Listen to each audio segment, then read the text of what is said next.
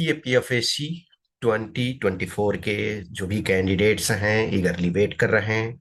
अब उनके लिए जनवरी भी आज इंड हो गया और अभी तक फोर्स एलोकेशन का कुछ पता नहीं है।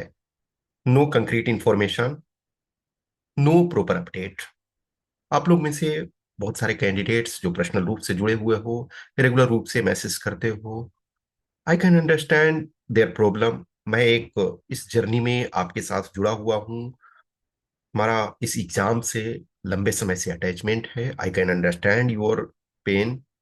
और तब ये प्रॉब्लमेटिक होता है ना, जब किसी बैचेज में चीजें बहुत स्मूथली हो जाती है, किसी बैच में बहुत प्रॉब्लमेटिक है। जैसे आप 24 वाले में लो, 24 में जो रिजल्ट आया था वो 5 जुलाई को आया था, यानी आपके रिजल्ट से बाद आया।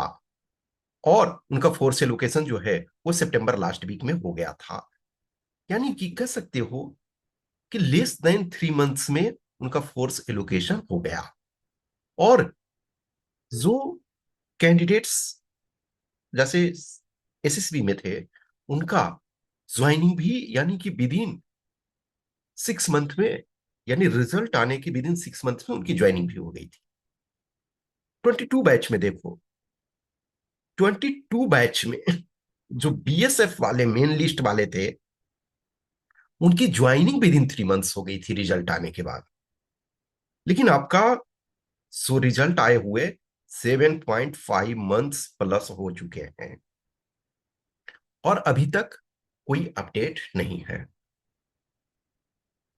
अभी समस्या यह है कि कोई कंक्रीट हमारे पास इंफॉर्मेशन नहीं है कि एक्चुअल में प्रोसेस में क्या हो रहा है। अब आपके पास क्या विकल्प बचता है? आपको क्या करना चाहिए? देखो डियर, आप में से बहुत सारे कैंडिडेट्स अलग अलग पोजीशन में हो। कुछ ऐसे बच्चे हो जो ऑलरेडी जॉब में हो, तो उनके लिए है कि एटलीस्ट आप जॉब में हो। मैं किसी चीज को जस्टिफाई नहीं कर रहा हूं कि सही हो रहा नहीं।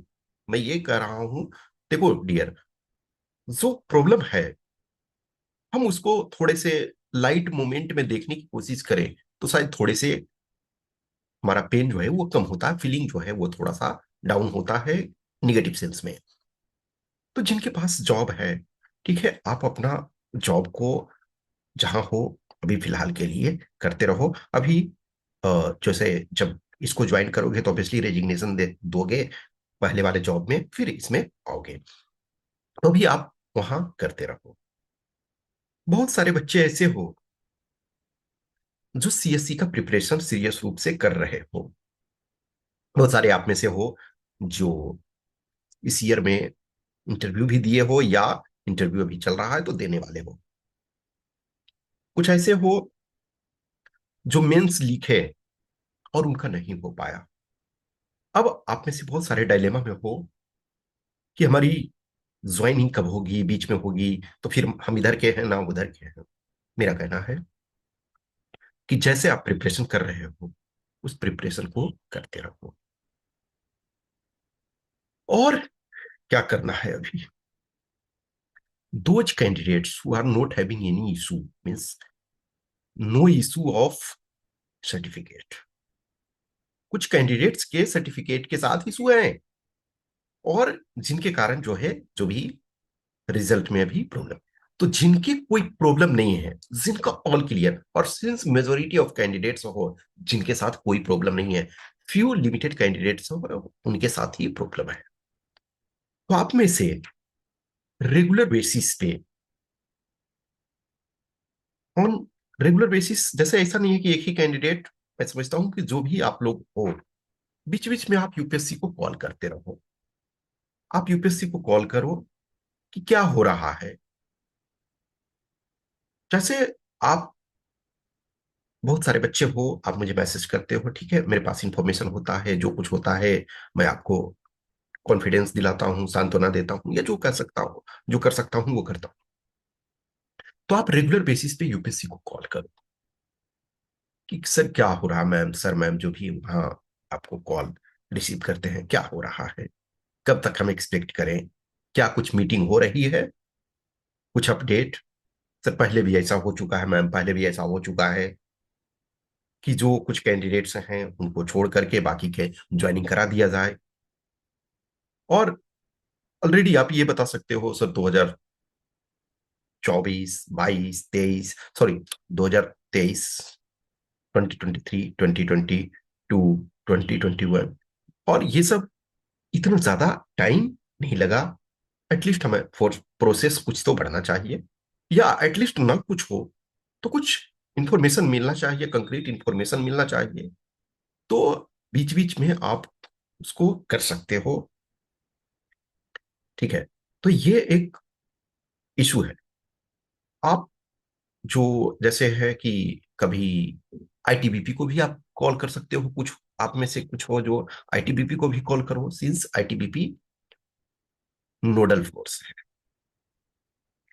तो आईटीबीपी को भी आप कॉल करो, लेकिन मेनली अभी जो है यूपीएससी के गोल में है, यूपीएससी के साइड में है, यूपीएससी के पाले में है बॉल। तो आपको यूपीएससी को कॉल करना चाहिए। यही आपके पास एक अभी रास्ता है। और जो भी अपना है, थोड़े थोड़े प्रिपरेशन करते रहो, थोड़े थोड़े पढ़ाई करते रहो। ऐसा नहीं है कि बहुत सारे आप बच्चे हो कि जो जिनको सिविल्स का सीरियस प्रिपरेशन अभी नहीं करना है या नहीं कर रहे हो, तो फिर भी एक्स्ट्रा कुछ बुक्स वगैरह है पढ़ते रहो अपने इंटरेस्ट के। और जो कुछ मिलिट्री से रिलेटेड, या जो आपके लीगल अफेयर से रिलेटेड, इंटरनल सिक्योरिटी से रिलेटेड, और आपको जो फोर्स मिलने के चांसेस हैं उससे रिलेटेड बुक्स, कहानियां, ये सब कुछ कुछ पढ़ते रहो। आइडल बैठे रहने से अच्छा है कि कुछ हम नॉलेज को शार्प करते रहें।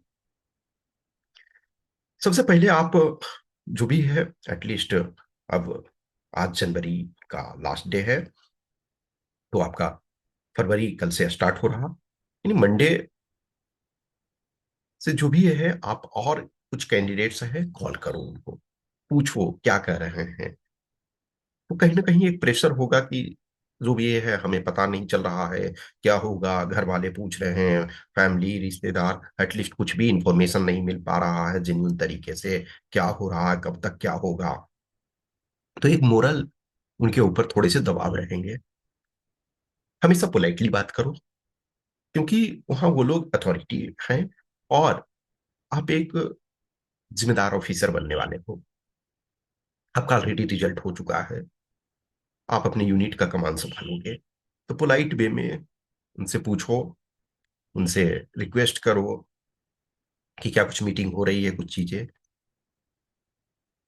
एक विकल्प जो कुछ कैंडिडेट्स ने बोला था कि क्या हम लीगल एक्शन ले सकते हैं, लीगल अभी कोई हम अप्रोच कर सकते हैं। आपके पास वो विकल्प होता है, लेकिन वो विकल्प तब होता ना जब कुछ का कर दिया जाता और कुछ का नहीं किया जाता। जैसे मैंने आपको बताया था कि 2020 वाले बैच में कुछ लोगों ने लीगल रास्ते लिए थे, क्योंकि कुछ फोर्स के हो चुके थे, कुछ फोर्स के नहीं हुए थे। जैसे सीआईएसएफ का उसमें सबसे लेट हुआ था, और अच्छा खासा लेट हो गया था।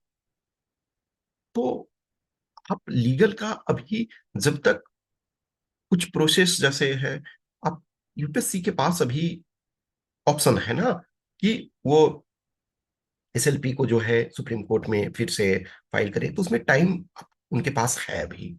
तो आप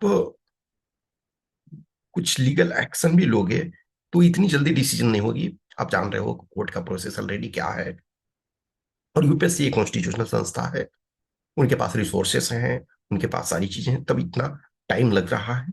तो आप करोगे तो टाइम तो लगेगा। फिर भी आप लोग जो इंटरेस्टेड हो, कुछ जो भी लीगल एक्सपर्ट से थोड़ा सा इसमें ओपिनियन ले सकते हो, थोड़े से विचार कर सकते हो, लेकिन अभी वेट ही कर सकते हैं।